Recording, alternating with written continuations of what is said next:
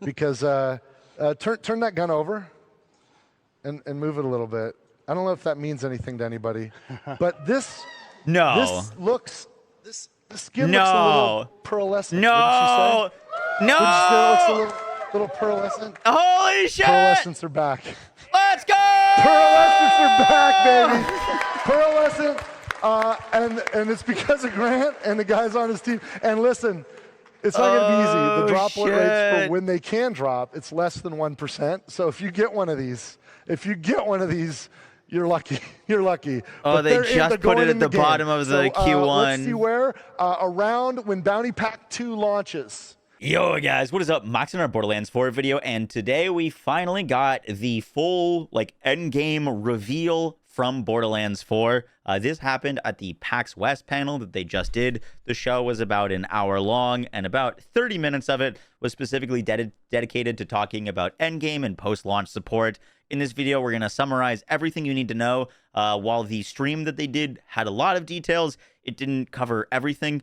They've now released a bunch of articles online that I'm also going to be summarizing that have a ton more details about what we can expect from endgame. Hope you guys enjoy the breakdown. Let's get right into it. So the very first thing to talk about is Ultimate Vault Hunter mode. Now, Ultimate Vault Hunter mode is returning, but it is different than you might understand from past games. Ultimate Vault Hunter mode is functioning as the endgame difficulty scaler, similar to OP levels or Mayhem levels. However, it's functioning a bit different. So once you beat the story, which they described as finishing around level 30, 35-ish, then you're going to unlock Ultimate Vault Hunter mode. But in order to do so, there's some missions that you need to do. So there's going to be some missions that kind of introduce you and get you ready for endgame and Ultimate Vault Hunter mode. And then once you unlock Ultimate Vault Hunter mode, it's going to be a scaler on your difficulty, but also your loot. So you can expect better XP, better loot, but more challenging content while you're in Ultimate Vault Hunter mode. Ultimate Vault Hunter mode is going to launch with 5 ranks of difficulty, and they are earned difficulty, meaning that you won't be able to just turn it to ultimate rank 5. You have to earn that difficulty. So while you're in Ultimate Vault Hunter mode 1, or when you're just starting out, there's going to be challenges. And they say by completing challenges spread across Kairos, they'll put your skills and Vault Hunter builds to the test. And once you've completed enough challenges, you'll face a climactic trial, which is going to be a wildcard mission, which tasks you with replaying a mission filled with buffed enemies who have a new set of lethal traits. So basically, in your world that you're going to be playing in, there's going to be challenges. I don't know if those are going to be you need to kill a certain amount of enemies or you need to do specific missions, but basically you're going to have a progress bar of you need to prove that you can do Ultimate Vault Hunter mode 1 well enough to unlock this trial. And this wildcard mission that you're going to play is going to be a mission. It sounds like a mission that exists already in the game, but with massively buffed enemies who are also going to be getting new sets of lethal traits. So you might have to deal with enemies having new modifiers, which I'm a little confused on because I thought they said that there's not going to be new modifiers at endgame, or endgame doesn't scale modifiers, but it does sound like modifiers are going to be returning to endgame as a way to increase the difficulty. The big thing that's really different about Ultimate Vault Hunter mode or Ultimate Vault Hunter ranks that they've not really ever done before is that your actual guns and gear and those things do not scale their damage with higher ranks. So in Borderlands 2, there was the OP levels. An OP8 gun would deal more damage than an OP1 gun. In Borderlands 3, there was Mayhem levels. Mayhem 11 gun would deal more damage. And in Wonderlands, even though they didn't have specific tiers, there was still kind of these and Ascendant or ancestral pieces of gear that would then get more damage. The guns that you get at Ultimate Vault Hunter rank 5 are going to be dealing the exact same amount of damage if you get the same gun as if you had got it at Ultimate Vault Hunter rank 1. So one of their goals is that you do not need to refarm gear at every rank. They want to respect players' time. So the real kicker for Ultimate Vault Hunter mode and why to do it is there's going to be new things to get, but you won't technically need to replace your old things if you don't want to. And one of those new things is going to be firmware. Now, firmware is an additional role that you can get on your non-weapon gear. meaning that it can roll on your rep kit, your shield, your class mod, your ordnance, and your like enhancement or artifact. So you can't actually get it to roll on gear, and every different firmware is going to have stacking bonuses. There's like a minor bonus, there's a major bonus, and then there's a unique bonus. So the minor and major bonuses are the rank 1 and rank 2, and they'll provide passive stats like maybe increased health or more ordnance damage or more gun accuracy or more gun critical hits. And then if you get a tier 3 bonus, meaning you're wearing 3 pieces of that firmware, you're going to get a unique bonus that could be, transformative, like when you hit enemies, you call down like meteors or things like that. With this Deadeye perk, you can see every critical hit grants 15% critical damage per stack for 5 stacks for 10 seconds. So that is the like unique perk. Now, firmware starts dropping at level 25 in Borderlands 4. So you're going to be interacting with the system and using it while you're leveling. However, Ultimate Vault Hunter mode is going to have exclusive, like transformative firmware that you can get. And when you get to Ultimate Vault Hunter mode, you're also going to unlock like transference, which allows you to transfer firmware from gear piece to gear piece, destroying the one that you rip it off and removing the one that you're putting it on. So for example, if I find a good piece of Deadeye gear at level 30, and then I get to level 50 and I have that, I really want to move that Deadeye piece of firmware onto my new shield that I've gotten at level 50, I can do so, and I can like kind of curate my build that way. So firmware is going to be this like set bonus that you can rock, and you're going to get more powerful set bonuses that you might want to put on your gear while you're farming in Ultimate Vault Hunter mode. The other reason to farm Ultimate Vault Hunter mode is going to be for specializations, which are kind of the post, once you hit like level 50, I think you can start earning it before level 50, but you're going to be earning them in Ultimate Vault Hunter mode. They kind of rank up separate than your XP, and you're going to earn like more specialization rank on the higher difficulties. So that's another reason to like be playing these higher difficulties. But in your specializations, you've got brand new perk trees with new sockets and new things to unlock that completely change the way that you can play. So the way that they kind of explain this is you're going to be putting points into a tier. So right now you can see that this Survivor tier has 10 points in it. And every point that you put into Survivor might give you percentage increased health. However, once you get to 10 points in Survivor, then you're going to unlock your like perks. And it sounds like you can socket these different perks in and make different ones active. So I think like here, it looks like you've got 2 active in Survivor and 1 active here, but you can only have 4 active. So it looks like there's 1, 2, 3, 4, 5, 6, 7, 8, 9, 10, 11, 12, 13, 14, 15, 16, 17, 18, 19, 20, 21. Looks like there's 21 different perks that you could have, and you could only have 4 active at a time, and you're putting points into these to unlock their different things, and then you can socket them in your like 4 things. So you could technically go like 3 brute, 1 sharpshooter, or 1 gadgeteer, 1 brute, 1 sharpshooter, 1 runner. You can socket these different perks in, and you need to earn XP in Ultimate Vault Hunter mode to get these. And one of the examples that they showed off was Full Spectrum Arsenal. Ordnance damage now benefits from increases to gun damage.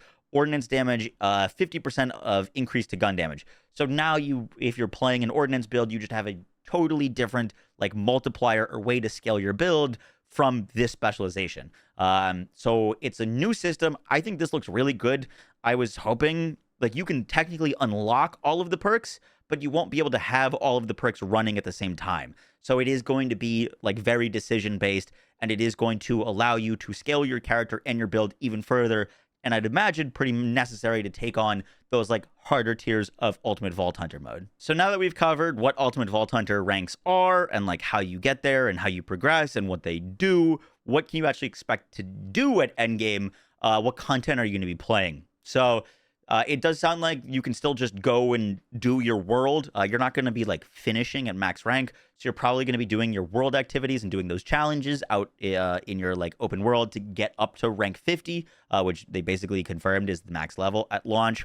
And then there's also going to be 2 new kind of like playlists that you can engage in at Endgame. The first is weekly wildcards. these are going to be like missions that you can replay that are massively buffed up, that are going to give you guaranteed legendary loot and will have like curated modifiers and things like that. It sounds like if you've ever played Nightfalls in Destiny, that they're going to be similar to that system, is kind of what I'm gathering from that and what chat has been saying as well. So you've got these like weekly missions that you can do, that everyone has the same weekly mission. So you can like matchmake for it or do it solo. And then there's also going to be the big encore runs. Now, the encore machines, Moxie's encore machines, you can do in the campaign if you ever want to refarm a boss. And you can just do that over and over again, and it just costs cash or gold. However, big encore runs are going to be bosses that are set that have increased dedicated drops. So if you like really want a class mod or a gun or a grenade from a boss, you could do the big encore runs, which sounds like it's going to be rotating between different bosses. And instead of spending gold to farm them, you have to use iridium, which is apparently going to be an endgame currency this time around. It kind of was in the past. But iridium is going to be an endgame currency, and you're going to use that to respec your specializations if you want to respec your points, and also to respawn these bosses to fight over again. The big encore bosses are going to be buffed versions of the bosses with like new movesets and new variants of those bosses, and that are also going to be dropping better loot and like more often of their dedicated drops. The next thing they're doing with Endgame is bringing back Maurice's Black Market vending machine.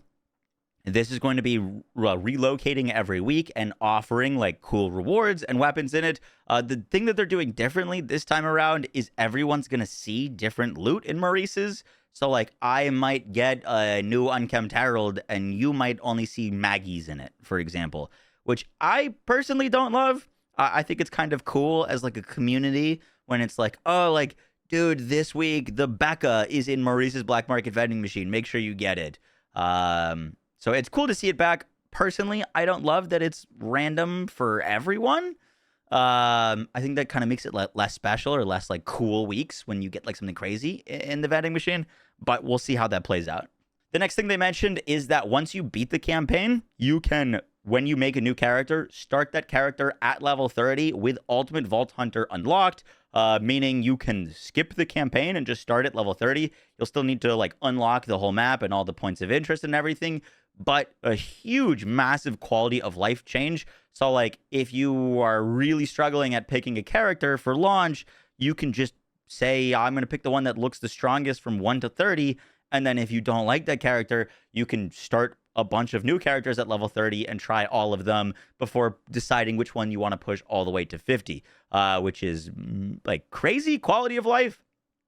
I'm imagining they're doing this, one, just to like, you know, give people what they want, but also with the whole open world, I imagine there's a lot to explore and a lot of game to grind. And so maybe they're just kind of like letting, like they're confident that there's still enough to do from 30 to 50 that you don't need to like repeat the 1 to 30 every single time. Obviously, you can still just make a new character at level 1, but I think this is a pretty massive W. Next, they showed off their roadmap and kind of like what to expect for post-launch. So starting out when the like start, it sounds like in October, because it's like a horror event, so I'm imagining it's coming out around Halloween. There's going to be a new seasonal mini event with like new stuff to farm, new legendary weapon, new cosmetics, and new weather variants. It sounds like it's going to be spooky. I'd imagine it's going to be a bit like the Halloween DLC or event that we got for Borderlands 3. And then later we get Bounty Pack 1, which comes with new missions and boss, new legendary gear, a new vault card with 4 pieces of rollable gear, new cosmetics, new Vault Hunter style, echo drones, and a new vehicle. And then after that is a free content update with a invincible boss, which is a new high-level boss variant and with a new arena with new legendary weapons and additional Ultimate Vault Hunter mode levels. They are confirming that invincible bosses are returning, and they're going to be like a few months out of launch. It does sound like we're not getting an invincible boss at launch, which I think is a bit of a miss, to be honest. But they like specifically said that they're not showing everything that is going to be at Endgame during this panel. Like they wanted there to be some Endgame surprises. So I wouldn't be shocked if there are some like Endgame bosses to farm. And we've got all of the like Endgame content at launch to farm. But yes, invincible bosses will be returning. And then in Q1 of 2026, they did a big reveal, but Bounty Pack 2 is going to be coming out with new missions, new legendary gear, cosmetics, and pearlescent rarities are going to get added to the game. They said pearlescents are going to be less than a 1% drop chance, so very hard to farm, but confirmed pearls are returning. I was super stoked for this. I'm glad pearls are not coming on launch, to be honest. I think we've got plenty of stuff to farm and plenty of new gear and things to focus on that I don't think that we need pearls at launch at all.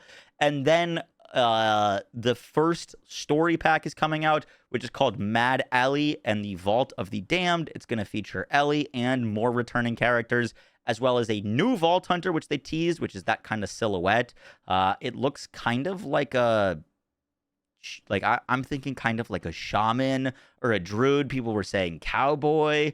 It's got a pretty crazy looking silhouette. There's going to be new main story missions, new map zones. They basically said expect like Borderlands 4 or Borderlands 3 DLC style. It's not going to be like Wonderlands. It's going to be like more like Borderlands 2 and Borderlands 3 DLC style. And then beyond, there's more bounty packs, more story packs, and more invincible bosses. They also announced brand new pre-order bonuses. They said that they were so happy that Borderlands 4 made it to the #1 Steam best-selling game, or like most pre-ordered game, that they wanted to do something additional for the people that already pre-ordered and add things to, as in like an incentive to pre-order the game. And they're adding 4 new pieces of legendary gear. The first is the like Malawan SMG that you can see up top. That is going to be basically like a firework gun. It shoots out fireworks. Sounds like it's just going to be level 1, so it's more of like a hey, here's like a fun kind of meme-esque weapon. Then there's also going to be this like new grenade and a rocket launcher that are both going to be level 30 weapons. So if you start a brand new character at level 30, those are going to be there for your level 30 character so that you can get a little bit of a head start. And then the pistol, or the AR, I think they said this was an AR, is going to be at level 50. So you only get it once you get to level 50. And its like perk or bonus is that it guarantees critical hits on full health enemies. And then as their health goes down, your crit chance on them decreases. So pretty cool that we're getting additional pre-order bonuses. I don't love getting gear as pre-order bonuses, to be honest. I just think that I just hope that they're like, it's weird to say, but like not good, because I don't want it to be like, oh, you know, if you pre-order, you get the pay-to-win loot, and it's really good, and like, you know what I mean? But I think they did a pretty good job of making the Borderlands 3 pre-order loot total like meme-worthy things. Like they were just not serious. They were like completely irrelevant by the time that you were level 10. So I'm hoping it's kind of the same. But yes, they are adding brand new loot if you pre-order Borderlands 4. Overall, it sounds like we're getting a pretty robust endgame system with multiple ways to farm and grind up these tiers. The specialization system looks awesome. I like what they're doing with the like wildcard missions and the big encore things. And it's great to hear that we're getting like invincible bosses back. My concern right now with endgame, at least from what they mentioned, is that they didn't talk about takedowns at all, or like raids, which is my favorite thing that they ever added to Borderlands 3. The Malawan takedown is incredible. So I'm a little concerned that they mentioned that, and I'm also a little concerned that it sounds like a lot of the endgame is technically replaying old missions or old bosses, but with like new modifiers and like higher difficulty. They did say that there's secrets to endgame that they're not sharing. Wonderlands launched with a secret raid boss that they didn't mention, and so my fingers are crossed that there's some really awesome secret things that they aren't talking about. But it does sound like the base endgame that we're getting is more so than like Borderlands 3 or Borderlands 2 launched with. So looking forward to it. Guys, I will catch y'all in the next one. Take care. Peace.